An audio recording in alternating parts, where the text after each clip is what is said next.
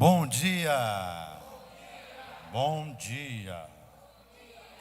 Como vai a sua tia? Conhece essa piadinha aí ou não? O Cristiano não deu risada. Acho que ele não gostou. A minha tia deve estar bem, faz tempo que eu não vejo ela. Bom dia, graça e paz. Esse é o cumprimento da religiosidade, né, irmão? Uma vez eu fui numa igreja e o pastor não falou bom dia nem graça e paz. Ele só falou assim, graças a Deus. E começou. Eu falei, ué, mas esse culto é esquisito. Depois eu fui entendendo que tem coisas que é religiosidade, né? E que o Espírito Santo ele age do jeito que ele quer. Eu fui num culto também uma vez, e eu sempre fui sou crente de berço, então eu fui aprendendo ao longo do meu tempo algumas formas de igreja. E uma época eu usava terno. Presta atenção aqui que Deus está falando isso com alguém aqui, não conversa agora. Eu usava terno, gente, vocês acreditam? E aí, tinha uma época que os músicos, eu obrigava todos os músicos a usar terno. Todo mundo de terno. Um calor, não tinha ar-condicionado, não suando. As meninas tudo de vestido, de coque. E aí eu fui num culto. E quando eu entrei na igreja, ainda não tinha começado o culto, mas uma presença de Deus forte. Eu comecei a chorar. E eu falei, nossa, nunca tinha sentido aquilo na minha vida. E aí, eu olhei para a banda, eram uns caras cabeludos, tudo roqueiro, com roupa preta rasgada, calça rasgada, tudo tatuado. E eu falei, meu Deus, isso aqui é igreja? Será que eu entrei no lugar certo? Presta atenção. Mas a hora que eles começaram a cantar, meu Deus do céu. Eu nunca tinha sentido tanta presença de Deus na minha vida igual naquele culto. Aí o Espírito Santo falou assim para mim, ó. Eu uso quem eu quero do jeito que eu quero. Não é a roupa, não é se a parede é preta, se é branca, se é verde. Não é o comprimento, é eu agindo. E quando a gente sabe que o Espírito Santo está agindo ou não? Quando tem transformação de vidas. Se a sua vida está sendo transformada, Deus está ali. E a gente está na igreja, presta atenção aqui, para a gente ser transformado. O religioso, ele é cheio de verdades. O religioso, ele gosta de ensinar, ele gosta de mostrar que ele sabe. Só que o que ele fala é incoerente com a vida dele. O discurso não é igual à vida. Uma pessoa veio me falar, presta atenção, eu ainda não preguei, mas já estou pregando. Uma pessoa veio me falar assim, pastor, a pessoa ela veio me ensinar sobre casamento, e ela me deu uma aula de casamento. E eu acreditei nela. Mas depois eu comecei a analisar que o casamento dela não é nada daquilo que ela estava falando. Imagina eu abrir uma escola de como emagrecer. Você vai se matricular? Aprenda a ser fitness com Jonas Vaz de Lima. É coerente? A nossa vida não é diferente. Então, por que a gente vem na igreja? A gente vem na igreja para a gente devagarzinho indo despindo da religiosidade. Para a gente ser cada dia mais parecido com Jesus. E eu quero confessar uma coisa para vocês. Eu ainda não estou igualzinho a Jesus. Talvez eu vou ficar só lá no céu. E eu ainda tenho cascas para tirar. E sabe qual que é a boa notícia? Você também tem. E sabe o que a gente tem que aprender? A ser ensinável. Tem gente que ainda não está na posição de ensinar, está na posição de aprender. Então, seja um bom aluno, aprenda. Tira o orgulho do seu coração e o ego, achando que você Você achando, você está achando, está todo mundo vendo que não, mas você está achando que você sabe. Só que está todo mundo dando risada nas suas costas, falando, olha lá, tadinho, né? Ele acha que ele sabe. Então isso é religiosidade. A religiosidade faz a gente vestir uma capa, faz a gente vestir uma máscara. Presta atenção aqui, principalmente você que está vindo de outra igreja. A nossa igreja é uma igreja diferente. Eu fui da Quadrangular há anos, fui pastor da Quadrangular. E eu conheço a Assembleia de Deus, conheço congregação, conheço Batista, conheço tudo. Sabe o que a gente aprendeu, os crentes antigos? Quem é crente aqui há mais de 30 anos? Levanta a mão. Os crentes há mais de 30 anos aprendeu errado. Eu vou falar o que a gente aprendeu errado. A gente aprendeu a fingir que a gente era perfeito. Né? A nossa igreja, ela está ensinando diferente. A gente está ensinando o seguinte, ó, nós não somos perfeitos. Nós estamos aqui, crescendo a cada dia, deixando de ser quem nós somos. Dia após dia. Então, eu entrei na igreja mentiroso, eu entrei orgulhoso, eu entrei pilantra, eu entrei bandido. Aí aqui dentro, que é um hospital, a igreja é um hospital, a gente começa a ser tratado. Agora, que jeito que trata o doente? Preste atenção aqui. Não é só com palavra no púlpito. Sabe qual que é o melhor remédio que a gente precisa ouvir? Chama-se discipulado. Você sabe o que é discipulado? Discipulado é quando alguém olha para você e fala assim, irmão, você precisa parar de ser mentiroso. Isso não ofende? Hein? Quando alguém fala que você precisa parar de ser mentiroso, você não te ofende? Sim ou não? Mas aí você pega aquilo e fala assim, puxa, é verdade, eu preciso parar de ser mentiroso. Puxa, eu preciso parar de ser pilantra. Nossa, eu preciso parar de ser assim, eu preciso melhorar, eu não posso morrer desse jeito. E cada um aqui tem defeito de algum jeito. E você, olha só, a gente é perfeito em olhar o defeito do outro. Mas Deus, Ele quer que a gente olhe o nosso defeito. As crianças estão um pouco agitadas aí, segura elas aí, mãe. Presta atenção aqui, irmão, ó. O segredo é eu pegar a palavra dessa manhã e trazer para a minha vida. Ontem eu estava conversando com os irmãos aqui, a gente fez uma roda, e eu falei assim para eles, ó. E eu contei uma historinha minha. Eu falei de um pecado meu. Só que eu contei a historinha para falar que eles eram iguais. Tem gente que é inteligente e pega na hora. Fala, puxa, eu também sou assim. Só que o religioso, presta atenção aqui, eu vou falar, não é para você se ofender, tá? O religioso, além de religioso, ele é burro. Porque ele escuta a historinha e ele fala, nossa, o pastor é assim, misericórdia. E ele não percebe que ele também é.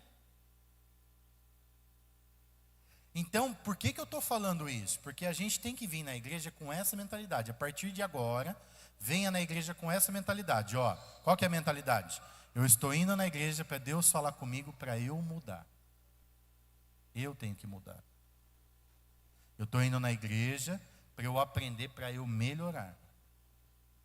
A palavra veio para mim. A palavra não veio por mão da direita e da esquerda. A palavra é para você. Diga assim, a palavra é para mim. A palavra é para você. E é para mim também. Porque eu estou pregando para você, mas Deus falou comigo primeiro. Porque eu também tenho que deixar de ser religioso. Eu também tenho que deixar de... Né? A gente tem que parar de ser, de achar que a gente é perfeito. De que a gente é bonzinho. De que a gente não precisa de cura. E o dia que você entender que você precisa de cura, você começa a ser curado. E sabe qual que é os sintomas de quem é curado? Quanto mais curado ele é, mais humilde ele é. O curado, ele não julga o irmão da direita nem da esquerda. O curado, ele não fica vendo defeito nos outros, sabe por quê? porque ele também é cheio de defeito. O curado, ele não é desconfiado. A gente fica desconfiado quando a gente não quer ser curado. O curado, ele faz igual Pedro. Pedro falou assim para Jesus, ó, Senhor, faça de mim, que eu sou pecador. Ali começou a cura de Pedro. Aí Jesus fala para ele assim, a partir de hoje, você vai ser pescador de homens. E teve uma vez lá, que Jesus olha para Pedro e fala assim, para trás de mim, Satanás. Vocês acreditam que Pedro não ficou chateado? Porque Pedro entendeu que ele estava sendo curado, estava sendo tratado. Gente, evangelho é isso. Evangelho não é vir na igreja. Evangelho é deixar dia após dia de ser quem a gente era. E ser cada dia mais parecido com Jesus. Quantos estão entendendo? Então você não é dono da verdade. Você não é o melhor. Você é um bobão que precisa ser tratado. Você tem coragem de falar isso? Vamos ver se você é humilde ao ponto de falar. Eu sou um bobão que precisa ser tratado. Ah, começou a ficar humilde. Olha que bem. Você já até falou que você é bobão. Olha que lindo. Né? Porque o humilde, ele começa assim. Fala, puxa, eu não sei nada. Deixa eu aprender. Né?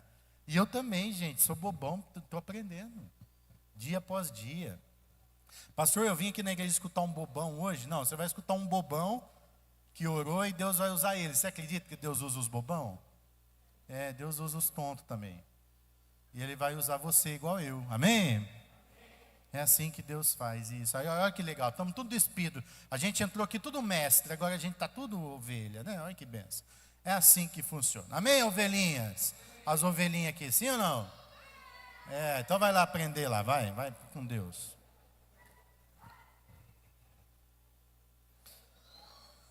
Eu quero ler um texto hoje, que está lá em 1 Pedro 1:3. 1 Pedro 1:3, já está aqui já, vamos lá. Bendito, esperar as crianças descerem.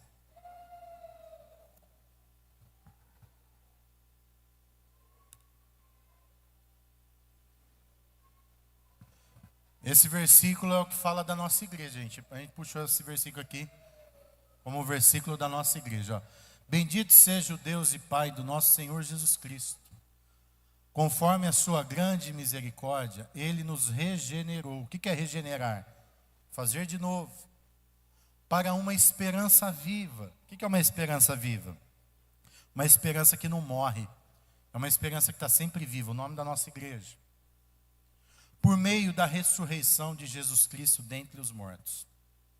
Então Deus, segundo a sua misericórdia, Ele teve misericórdia da gente. Ele nos regenerou, Ele está nos dando uma nova vida. Para a gente viver uma esperança viva. Não tem aquela história, a esperança é a última que morre? Quando você perder a esperança, você morreu. Enquanto você tiver esperança, você está vivo. Há esperança para você e para mim. Volta lá o versículo. Por meio da ressurreição de Jesus Cristo. A gente só recebe uma esperança viva porque Jesus Cristo ressuscitou dentre os mortos. Hoje é o domingo da ressurreição. Sexta-feira foi a sexta da paixão. Os católicos chamam o sábado de aleluia, sábado de aleluia. Mas ontem nós falamos aqui que o sábado é o sábado da espera. É o sábado da aflição. E o domingo é o domingo da ressurreição. Se Jesus só morresse numa cruz, o cristianismo não teria valor nenhum. Mas nós vivemos e sabemos que a nossa fé é a única verdadeira. Porque o nosso Deus não está morto. Ele ressuscitou. Todas as religiões do mundo, todas, elas não são ruins. Exceto aquelas que fazem mal para os outros, né? Tem religião que faz mal para os outros. Até igrejas cristãs fazem mal para os outros. Mas fora fazer mal para os outros,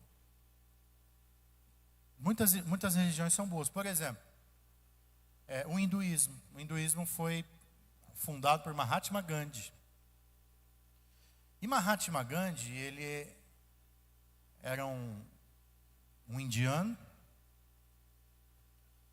E a Inglaterra havia colonizado a Índia e levou para lá igrejas. Gente, Deus ele tem uma forma espetacular de trabalhar. Presta atenção no que eu vou te falar aqui. Eu leio muito sobre guerras, sobre tudo. Eu falo isso, mas não é para me gabar, não é para você achar que eu sou orgulhoso, tá? Mas eu falo porque eu vivi. Então, eu fui lá no Oriente Médio. E você sabe o que está acontecendo no Oriente Médio hoje? A região toda ali? O cristianismo está crescendo absurdamente. Há anos atrás, era totalmente fechado, era a janela mais fechada para o cristianismo. Os cristãos morriam, ainda morrem em alguns países lá. Mas países como a Arábia Saudita, Emirados Árabes, Catar, próprio Egito, já estão abertos ao cristianismo. Antes não eram. E sabe por que isso aconteceu? Por causa das guerras.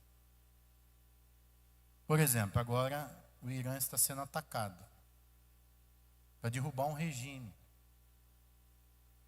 Claro, mas Deus apoia a guerra? Não, não é que Deus apoia a guerra. Mas Deus, ele age de um jeito que a gente não entende. E junto com a guerra, a igreja entra. E o país começa a ser evangelizado. E eu tô falando sobre isso porque a Índia foi colonizada pela Inglaterra. E aí a Inglaterra levou a igreja para lá.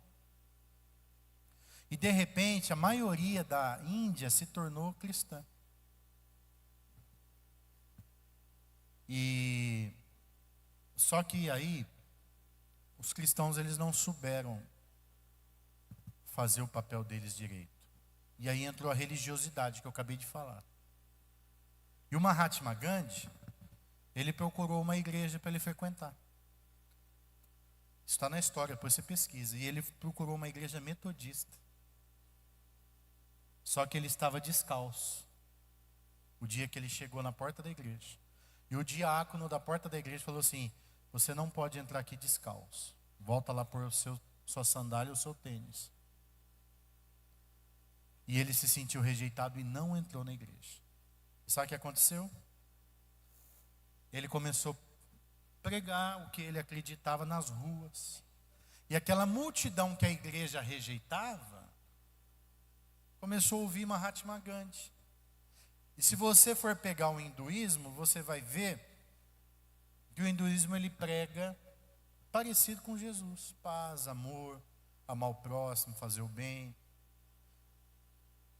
E a frase mais importante de Mahatma Gandhi, ele fala assim: os cristãos deveriam ser as pessoas melhores do mundo, porque não existiu líder igual Jesus Cristo. O próprio fundador do hinduísmo reconhece Jesus como superior a ele. E hoje, infelizmente, a Índia, 98% esmagadoramente é hindu, que é a religião que Mahatma Gandhi fundou. E lá eles acham que o rio é santo, aí adora vaca, adora rato, adora um monte de coisa lá. Um país sujo, feio. E deveria ser um país lindo, mas a religiosidade atrapalhou. Então, o hinduísmo prega a paz e o amor. Eu não conhecia, eu achava que o islamismo era uma coisa terrível, homem-bomba. Aí eu descobri que não. Tem o homem-bomba, que é a ala radical, que eles são sunitas e xiitas. Os xiitas são homem-bomba. O sunita não, gente. O sunita é parecido com a gente. E nós somos, tanto no Egito como no Emirados Árabes, maioria sunita. E é lindo de ver a organização, como eles valorizam a família, crianças. Não pode beijar na rua, é um respeito. Até heterossexuais não podem, marido e mulher. Então um respeito, assim, uma coisa linda que eu queria que fosse no Brasil daquele jeito. Você não vê ninguém para a rua, maloqueiro, você não vê uma parede pichada, os postes de ouro, porque se roubar, corta a mão. É uma coisa assim, fenomenal, a educação, a forma como eles tratam a família, tem tudo a ver com a gente. Conservadorismo, é lindo de ver. Ah, mas eles vivem escravizados. Não, não vive não, eu fui lá e eu vi. Aquelas mulheres, elas usam aquelas burcas lá porque elas acham da hora. É a religião deles, eles curtem. Aí você aparece lá de blusinha, fala, aí, vai queimar no mármore do inferno, tá usando blusinha. Elas usam aquilo porque elas acreditam que tem que ser daquele jeito. E elas são felizes da vida. Pelo menos eu não vi ninguém lá depressivo. Também tem um lado bom do islamismo. E não sei se você sabe, mas o islamismo é uma cópia da nossa Bíblia. Se você catar um Alcorão, o fundador Maomé, ele copiou, e lógico que fez lá as partes dele, mas tem lá falando de Abraão, tem falando de Jesus, tudo dentro do Alcorão. Fez uma cópia.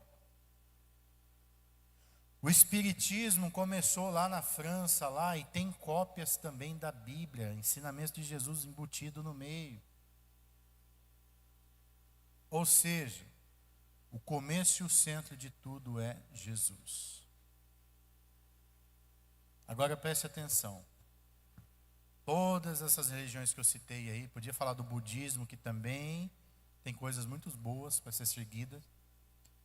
Mas nenhum desses que eu citei aqui morreu por nós. Nenhum deles.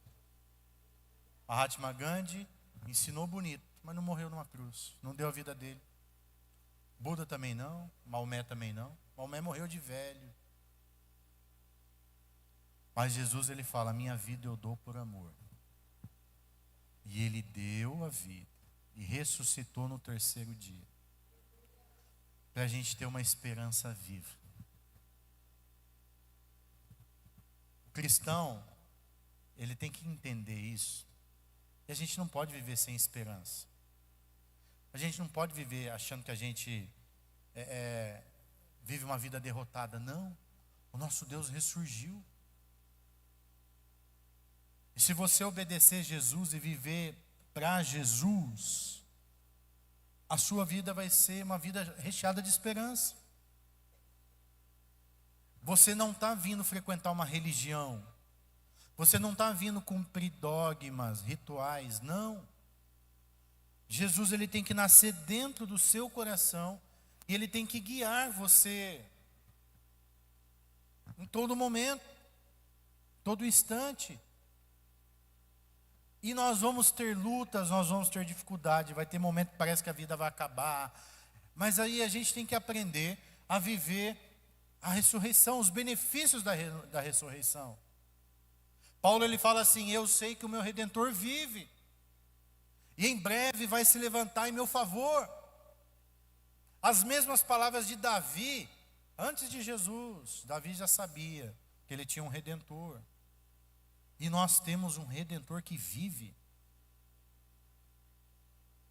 E aí, irmão, quando a gente vive essa certeza, a gente sabe que vai existir um amanhã. O nosso futuro já está escrito e ele é lindo. Deus já escreveu o nosso futuro. Sabe qual que é o nosso futuro?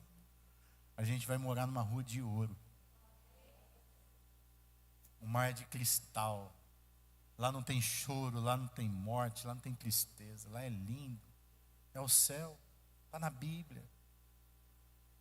E fora, mas minha vida vai ser boa só no céu? Não. Se você crê na palavra e viver a palavra, a sua vida começa a ser boa aqui. E quem vive essa ressurreição, quem entende dessa ressurreição, ele começa a viver os benefícios da cruz. E aí o diabo se levanta, você briga com o diabo, você manda o diabo embora. Situações surgem, você dobra o joelho e ora. Tem coisa que você nem precisa orar, porque o diabo ele já é derrotado.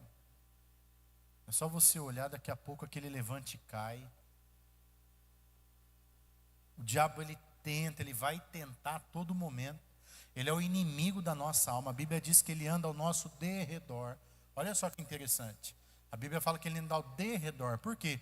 Porque ao redor o anjo do Senhor acampa na vida daqueles que o temem. O anjo do Senhor está ao nosso redor. E o diabo está lá ao derredor, buscando a quem possa tragar. Então o diabo ele vai sempre buscar destruir a nossa vida e nos tirar do foco, nos tirar daquilo que Deus tem para a nossa vida. E sabe, o diabo ele não aparece lá no seu quarto com chifre. Às vezes ele aparece, não sei se você já viu. Eu nunca vi o diabo assim, graças a Deus. Malemar já vi uns vultos, já mandei embora. Mas que jeito que o diabo faz? Normalmente ele usa pessoas. E ele não vem já mostrando que ele é o diabo, ele vem sutil. Eu estava aqui na oração, a gente estava falando sobre isso. O diabo ele vai atacar muito a tua mente. E sabe quem que ele vai usar? Ele vai usar pessoas que às vezes você até confia. E aí eu estou pregando a palavra aqui, o diabo vai usar alguém, não é bem assim não. E já começa a querer te desviar do foco. Jesus ele estava indo para a cruz. E ele falou, vai acontecer assim, assim, assado. Aí quem que o diabo usou? O diabo usou Pedro, que estava ali do lado de Jesus. Sabe o que Pedro falou? Senhor, tem dó de ti, isso não vai acontecer não. Olha o diabo já usando Pedro para tentar tirar Jesus do foco da cruz. Aí Jesus fala, para trás de mim, Satanás. Jesus na hora viu ali Pedro sendo usado pelo diabo, para tirar o foco. Então, olha, nós não estamos na igreja cumprindo o ritual. A gente tem que aprender que o mundo espiritual é real, que o diabo ele está lutando contra a gente. Mas quando a gente se posiciona na cruz, toma os benefícios da ressurreição, a gente começa a vigiar e orar e entender que o nosso foco é Jesus. Nada pode nos distrair, nem pessoas, nem posição social, nem dinheiro. Tem coisa que vai tentar tirar o nosso foco. Ontem o Júnior e a Thaís, a gente foi comer um pastel aqui depois da reunião, e ele estava contando o testemunho dele. Os dois estavam contando, né? E olha que interessante, presta atenção, irmão. Eu achei muito lindo o testemunho dele. Ele falou assim, que eles são, né, parentes lá do Diego e da Débora, não estão mais aqui na igreja. Mas aí eles foram se reunir como família. E aí eles foram numa chácara, eu acho, fazer um churrasco, alguma coisa assim. Ou em alguma casa, não lembro. O detalhe da conversa. Só sei que aí uma hora o Diego falou assim, eu preciso ir embora, porque eu tenho um evangelismo para fazer. Aí o Diego, o Júnior não era da igreja ainda, falou assim, mas hoje é carnaval, a gente vai evangelizar no carnaval. E aí ele falou que aquilo chamou atenção, porque ele estava renunciando a um churrasco ali, para ir no evangelismo. Aí depois, numa outra situação, de novo, o Diego, olha, eu preciso ir embora, porque eu tenho eu tenho culto. E foi essa renúncia do Diego ali, para vir para a igreja, que começou a tocar no coração do Júnior. E ele falou assim, olha, eu quero conhecer essa igreja, porque essa igreja deve ser tão legal, que o cara está deixando um churrasco para ir para lá. E foi isso que trouxe eles para a igreja. A renúncia. Tem coisas que quer tirar o nosso foco, mas aí você cede. Em vez de você vir para a igreja, ou ir para um evangelismo, ou ir para alguma coisa, e você fica lá. O que acontece? As pessoas que estão ali nunca vão ser tocadas. Elas nunca vão entender que Jesus é melhor do que aquilo. E eu estou falando sobre foco. Nada pode tirar o nosso foco, nem um churrasco, nem um emprego. Tem emprego, irmão, que não vem de Deus. Está tirando você da igreja. Sabe aquele emprego que você vai ganhar 50 mil por mês? Só que nunca mais você vai vir aqui de domingo? Ora para Deus te dar outro emprego. Pastor, mas eu vou ganhar 10. Com 10 você vai ser muito mais próspero, porque Deus vai estar no meio.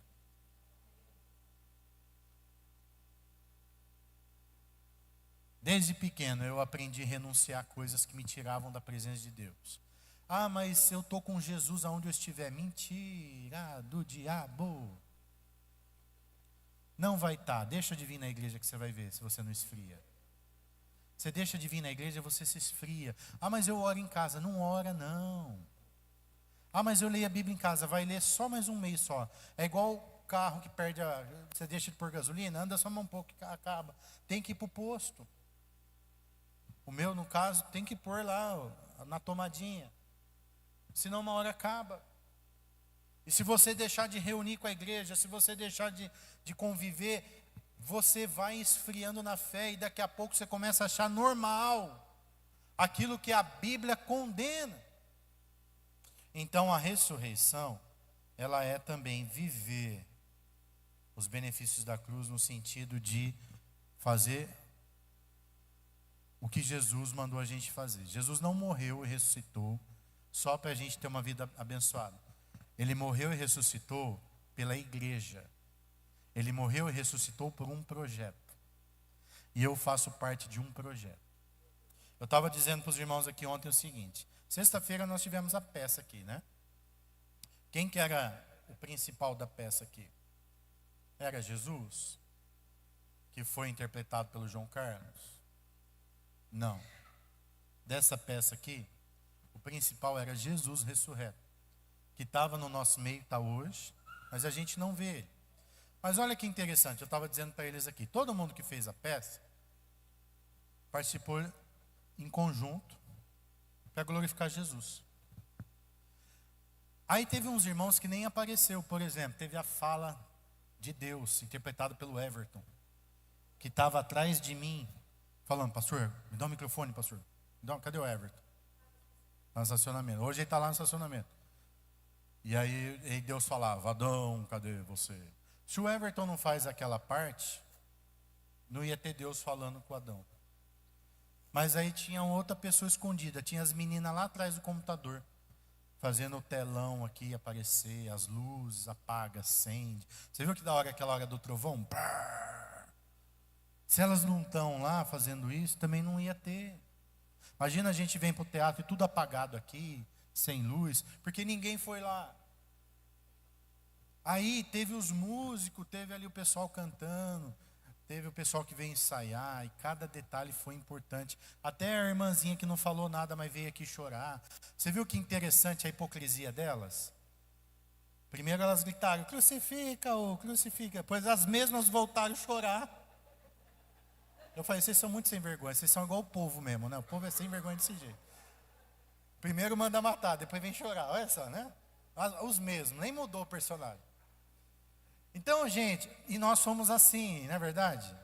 Nós não somos assim. Uma hora a gente está crente, a gente é grato, outra hora a gente está reclamando, a gente quer desviar. A gente é desse jeito. Então, presta atenção. Até nessas coisas a gente percebe que Deus está falando para a gente. Que a gente tem que tomar uma posição e ser daquele jeito pro resto da vida. Tomar os benefícios da cruz. E o que eu estou querendo dizer com toda essa história do teatro aqui? Que todo mundo foi importante. E juntos nós glorificamos Jesus. Sabe o que significa isso? Você faz parte de um projeto. Todos nós juntos estamos glorificando Jesus. Fazemos parte de um projeto de Deus. E Jesus morreu e ressuscitou por causa desse projeto que é a igreja. Quem fundou a igreja foi Jesus. A igreja é projeto dele. Para quê? Para salvar o pecador. Sabe por que essa igreja está aberta nessa manhã? Para você entrar aqui e ter sua vida transformada.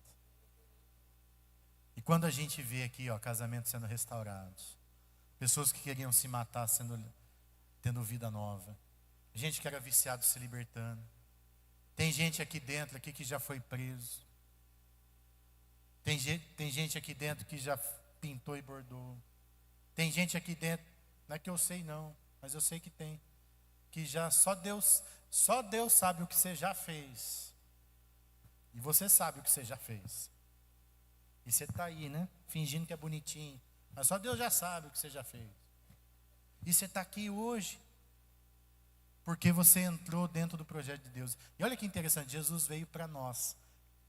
A gente era terrível pecador e Jesus veio para nós. Para nos dar o quê? Uma esperança viva. Sabe aquela pessoa que fala assim: eu não tenho mais jeito. Eu já pintei, bordei, eu já fiz tanta coisa ruim que eu não tenho mais jeito. Você tem jeito sim, porque Jesus morreu e ressuscitou por você. E ele não veio para os perfeitos. Ele veio para salvar quem quer ser salvo. Ele veio para libertar quem quer ser libertado. Quem quer ter uma novidade de vida. E eu ilustrei então aqui, eu listei, né? Quatro benefícios da cruz. O primeiro, nós somos justificados diante de Deus.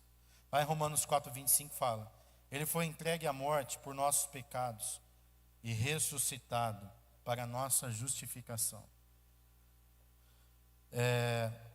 Nós não precisamos mais viver debaixo da culpa. Nós somos perdoados e aceitos. O diabo, ele sempre vai nos culpar. Sempre vai falar assim: ó, você fez isso, você faz assim. Toda vez que o diabo me culpa, gente, eu quero falar para vocês aqui, porque eu não sei o que você pensa. Mais uma vez eu fui expulsar um demônio. Pessoa com endemoniado. Tem gente aqui que nunca viu demônio, né? E eram uns demônios brabos. Eu já peguei gente endemoniada, gente, que eu fiquei assim, tipo das 9 da noite até as 2 horas da manhã.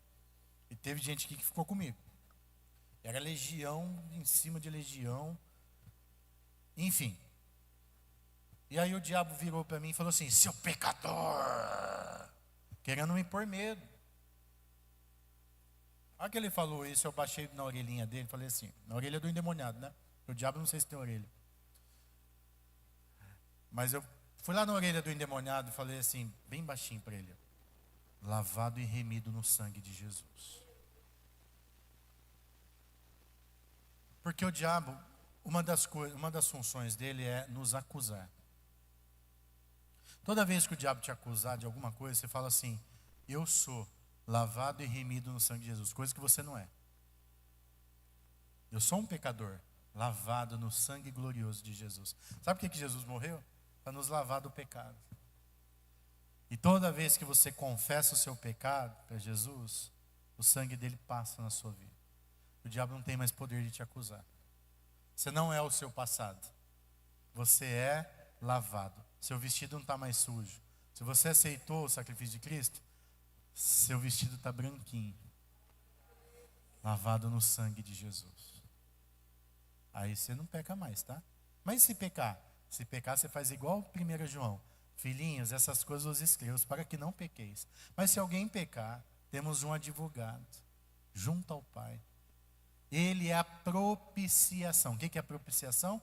É aquele cordeiro lá que foi morto pelos nossos pecados. Então Jesus, ele morreu. E toda vez que a gente peca e pede perdão, Jesus está ali do lado do Pai. Ele fala assim: Pai, eu morri por ele. Eu morri por ela. Meu sangue está valendo. Irmão, enquanto a porta da graça está aberta, o sangue de Jesus está valendo. E o diabo não tem poder de acusar aqueles que estão em Jesus. A Bíblia fala que aquele que está em Cristo é nova criatura. As coisas velhas se passaram e tudo se fez novo. Pastor, mas eu pequei hoje de manhã. Se você pedir perdão agora, o sangue de Jesus te lava. É assim que funciona. Não importa o que você fez ontem.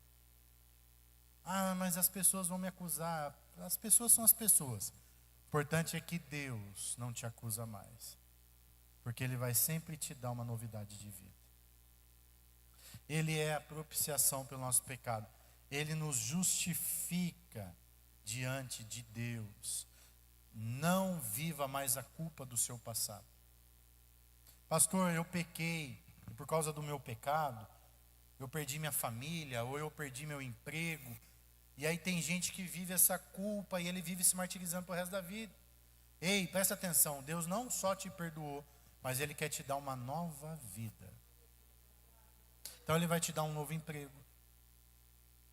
Ele vai fazer você restaurar a sua vida de novo. Tem gente que ele vive desistido.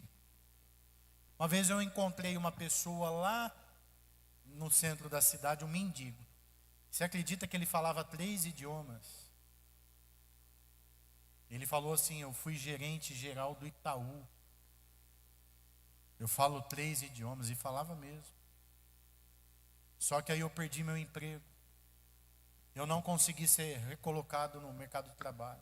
Comecei a beber, usar droga, porque eu não conseguia conviver com aquela aquela coisa que estava acontecendo com a minha vida. E minha esposa começou a me xingar porque não estava faltando dinheiro em casa. E eu não aguentei a pressão e eu vim para a rua. Aí eu pergunto para vocês, irmãos, essa pessoa tem chance? Ou ele fala 3 idiomas? Eu falo malemar português, gente. Ele fala 3 idiomas. Ele tem muito mais chance que eu. Sim ou não? Mas sabe por que ele está lá na rua? Porque ele está desistido. Por isso que Satanás ataca a nossa mente. Porque se ele travar a tua mente, você não vai entender o potencial que você tem. Aceita a justificação de Jesus. Não importa o que aconteceu no passado, Deus pode fazer sua vida nova a partir de agora. E o seu futuro é lindo. Olha só, eu tenho 44 anos. Eu acho, não sei, se Jesus não voltar, talvez Jesus volte logo, pelo andar da carruagem aí. Mas se Jesus não voltar, eu acho que até uns 90 eu devo viver, uns 80. Não sei, o Josué está tá quase 80 já. E ainda está andando de bicicleta. Se eu seguir os passos dele, pelo menos 80 eu ando. Mas são quantos anos? 36 anos, né? 36 anos. Gente, é uma vida, sim ou não? Pastor, mas eu tenho 70. Então você tem mais uns 10. Uns 15, uns 20. 20 anos não é chão, gente, para viver? E eu que estou com 90? Bom, aí você já tem que começar a glorificar o Pai. E aí, eu não sei se você vai viver muito, né? Verdades sejam ditas. Né, dona Maria? Quantos anos você tem? 87, então já começa a glorificar, hein? Brincadeira, a senhora vai viver bastante, viu? Vai viver mais 20, olha aí, a mulher de fé, hein? Vamos aplaudir Jesus, olha. Tá vendo? Tem gente com 30 anos já querendo morrer, ela está com 87 querendo viver mais 20. Isso, gente, é fé. Isso é querer viver, amém? E Deus honra. Eu quero chegar nos 87 anos igual a irmã Maria, saudável, mente para frente. Nós fomos evangelizar na Lagoa, que eu olho do lado da irmã Maria andando de patinete, gente. Patinetinha lá que tem lá. Ela falou lá, eu quero andar. O irmão pegou, pagou lá e levou ela junto. Olha aí que legal. Joga vôlei com as meninas. E tem uns de 35 anos aí, tudo encarangado. Olha como que é a mentalidade. Sim ou não? Então Jesus quer mudar a sua mente nessa manhã, em nome de Jesus. Segundo, Jesus morreu para nos dar uma nova vida espiritual. O que é uma nova vida espiritual? A ressurreição, ela não muda apenas o nosso destino, ela transforma o nosso presente em Cristo, e nós nascemos de novo. Lá em Romanos 6,4 fala, assim como Cristo foi ressuscitado dentre os mortos, também nós vivamos uma novidade de vida. Nós devemos viver uma novidade de vida. Não somos mais escravos do pecado, temos o poder para viver uma novidade de vida. Terceiro, Deus nos dá, através da esperança viva, a esperança viva e eterna. Cristo ressuscitou dentre os mortos, sendo as primícias dos que dormem. Diante das lutas e das dificuldades que todos nós enfrentamos, nós temos esperança viva. O ápice da fé, a maturidade da fé, é você não cair diante das suas lutas. Nós somos humanos, tem hora que nós ficamos abatidos, mas Deus, Ele quer fortalecer os nossos músculos espirituais. Preste atenção. Ontem nós estávamos conversando sobre isso na mesa. A minha mãe, ela ficou 7 anos na cama, só mexia o olho. E foram 7 anos de um martírio mental. Ela, eu nem sei se sofreu muito, porque ela talvez estava inconsciente ali. Mas eu e meu pai sofremos muito, porque foram 7 anos, toda manhã dando banho, tinha que ter alguém ali virando. O Josué não conseguia dormir direito. 7 anos. E um dia o apóstolo falou assim para mim, Eu fui lá discipular. Gente, discipulado é fundamental. Você precisa discipular. Para as minhocas sair da cabeça. O diabo sempre vai jogar minhoca na tua cabeça. Aí você discipula, o discipulador tira a minhoca. E eu fui lá conversar com o apóstolo. Ele falou assim para mim: ora para tua mãe morrer. Eu, hã? Ele é. Tenha coragem de orar para Deus levar a tua mãe. E a hora que você orar, Deus vai ouvir você. E eu não tinha coragem de fazer isso. Para mim é como se eu estivesse matando ela. Mas aquele dia eu tomei coragem. Eu cheguei em casa e falei assim: Deus, se o Senhor tiver plano de curar minha mãe, o Senhor cura ela. Mas se o Senhor não tiver plano, então o Senhor pode levar ela, eu libero ela. Um mês depois ela morreu. E claro que ninguém quer perder a mãe, o pai. Né? A gente prefere ver ela na cama ali do que perder. Mas, gente, depois que ela morreu, eu falo isso. Foi uma libertação. Que agora ela está com Jesus, já sonhei com ela 3 vezes, linda, sorrindo. Está com Jesus, está feliz da vida. Deus me mostrou ela em sonho. E eu parei de ter que dar banho nela todo dia. Meu pai está livre. Ela está até procurando outra mulher. E, preste atenção, e foi bom para todo mundo. Sabe que quando você chega num nível de orar desse jeito, você adquire uma maturidade. Deus, Ele quer que a gente seja maduro. Presta atenção no que eu vou te falar aqui. Tem luta que vem, não vem para te matar, ela vem para te amadurecer. E todas as lutas que eu enfrentei, estou falando aqui da minha mãe na cama, a pastora já passou, e eu fiquei maduro na fé.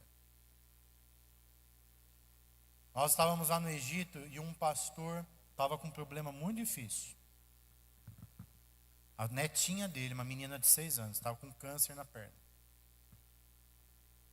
E ele estava desesperado que o médico falou que ia ter que amputar a perna dela. E eu sentei com ele e precisei falar algumas verdades. E eu falei para ele assim: pastor, eu sei o que você está sentindo. Ninguém quer que uma menina de 6 anos perca a perna. Mas deixa eu te falar uma coisa. Eu não sei por que vocês estão passando por essa luta. Mas Deus é bom. E você vai ter que ser maduro e aumentar a tua fé para passar por essa luta. Entender que Deus é bom. E aí a pastora virou e falou assim para mim: e se ela morrer? Eu falei: se ela morrer, foi a melhor coisa que acontece, ela vai estar no céu. Gente, a gente é tão imaturo que a gente não quer que as pessoas morram.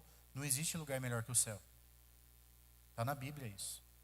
A gente é tão terráqueo que a gente acha que o Brasil é lindo. Gente, o Brasil não é lindo não. Aqui tem o Lula, olha que coisa horrível. Aqui tem um monte de coisa ruim. Tem bandido, tem, né, imposto alto, gasolina alta, tudo alto. O céu é maravilhoso. Às vezes a gente quer servir a Deus só pensando no plano terreno. Não. O plano espiritual é maior, é melhor. Nós precisamos amadurecer para entender que nós servimos um Deus que está além de todas as coisas. Quantos estão entendendo o que eu estou dizendo essa manhã? Você já teve coragem de orar e falar para Deus: Senhor, seja feita a tua vontade? Isso é maturidade. E Deus, Ele quer que a gente seja maduro nesse nível, de entender qual que é a perfeita vontade dEle para a nossa vida. E quarto e último ponto. Jesus, Ele é a vitória sobre o medo e a morte. E é sobre isso que eu estou falando. Lá em Hebreus 2, 14 e 15 fala: para destruir aquele que tem o poder da morte e libertar aqueles que durante toda a vida estiveram escravizados pelo medo da morte. Olha aí, a vida inteira a gente ficou escravizado pelo medo da morte. Tinha um irmão no leito da morte, pai do Noronha, e eu fui visitar ele estava com câncer.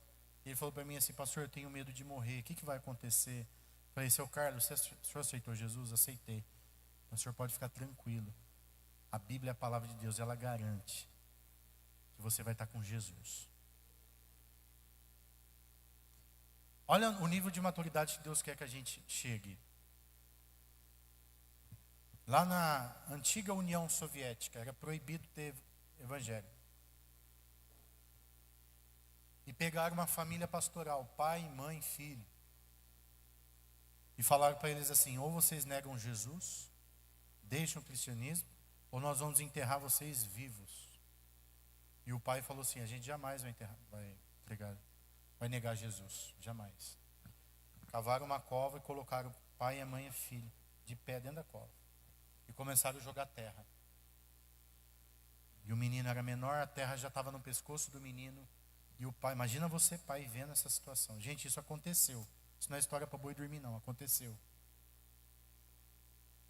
E quando a terra chegou na boca do menino, o pai já estava quase cedendo. O menino falou: pai, não nega Jesus, não. Já já nós vamos nos encontrar com Jesus no céu. E eles terminaram de enterrar.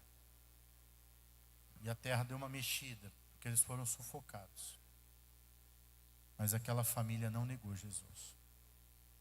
Essa historinha que eu contei para você aconteceu muito quando a igreja era perseguida. Tem lugares no mundo hoje, pessoas morrendo, porque elas não negam Jesus. Principalmente na África. Tem igrejas sendo fuziladas quase todo dia, porque eles não negam Jesus. Esse é o nível de fé que Deus quer de você. Agora, eu estou falando de matar, de você ver seu filho morrer por causa de Jesus. Quantas pessoas negam Jesus porque ficaram com dor no pé? Quantas pessoas negam Jesus por causa de dinheiro? Recebe uma promoçãozinha, já esquece de Jesus. O Deus delas vira o dinheiro. Quantas pessoas negam Jesus por causa da glória desse mundo? Ressurreição, irmão, é a gente entender que Jesus morreu e ressuscitou para algo maior, acima. E a gente tem que perder o medo da morte, tem que perder o medo de qualquer coisa, entender que Jesus é tudo que a gente tem. Nossa igreja crê, a gente prega sobre isso, a gente prega que Deus tem o melhor nessa terra. Mas você não pode esquecer que o melhor dessa terra que você pode ter é Jesus. É legal você ter um carro bom? É legal você viajar? É legal.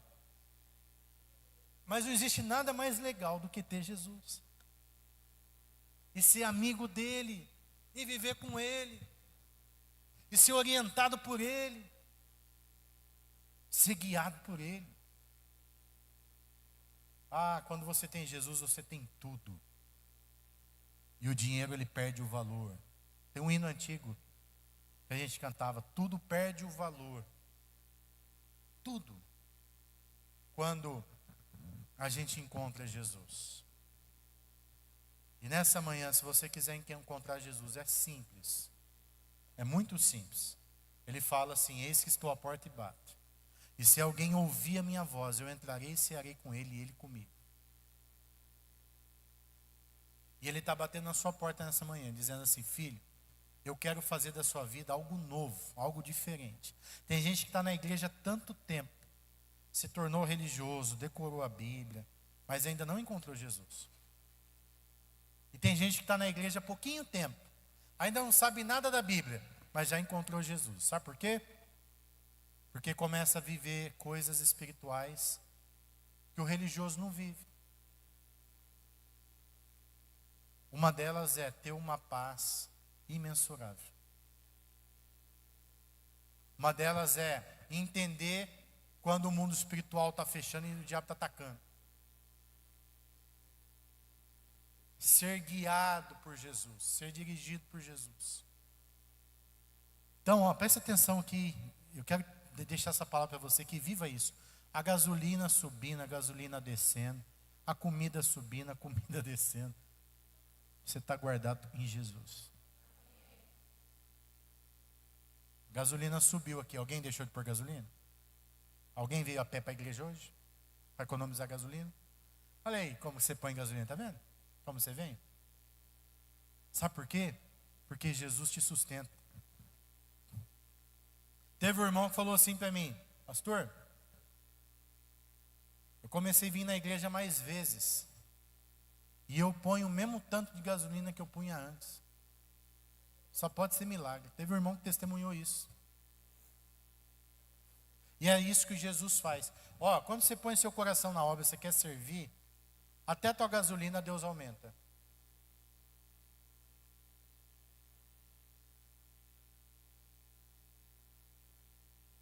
Eu estava numa mesa de pastores, e o pastor Cláudio Marquese, que é o pai do Felipe Marquese, estava sentado comigo conversando. E ele falou para mim assim: você só tem um filho? Eu falei: só tenho o Levi. Aí ele falou: mas por que um só? Eu falei: as coisas estão caras, né, pastor? Melhor de pagar um só mesmo. Porque se tem mais um, é complicado. Aí ele falou assim para mim: rapaz, eu pensava assim, até vir meu segundo filho. Aí Deus me deu a condição de dar as mesmas coisas para o segundo filho. Aí veio o terceiro. E Deus aumentou e eu cuidei do terceiro. E veio o quarto. E Deus me deu condição de cuidar do quarto. Aí eu entendi que não era sobre ter filhos. É sobre Deus cuidando da gente. Aí foi um tapa na minha cara. Né? Porque às vezes a gente é incrédulo nesse nível. Nem filho a gente quer ter de medo. Deus está cuidando da gente. Você crê nisso? Por quê? Porque Ele ressuscitou. Olha Ele aqui, ó. Olha o desenho aí, ó. Jesus está lá na sua casa, está cuidando de você. Confia nele. O dia que o cerco fechar, olha para Jesus. Pastor, eu fiquei desempregado. Olha para Jesus. Apareceu a doença. Olha para Jesus. Apareceu uma dificuldade. Olha para Jesus. Jesus vai estar ali em todo momento. E Ele não vai te abandonar.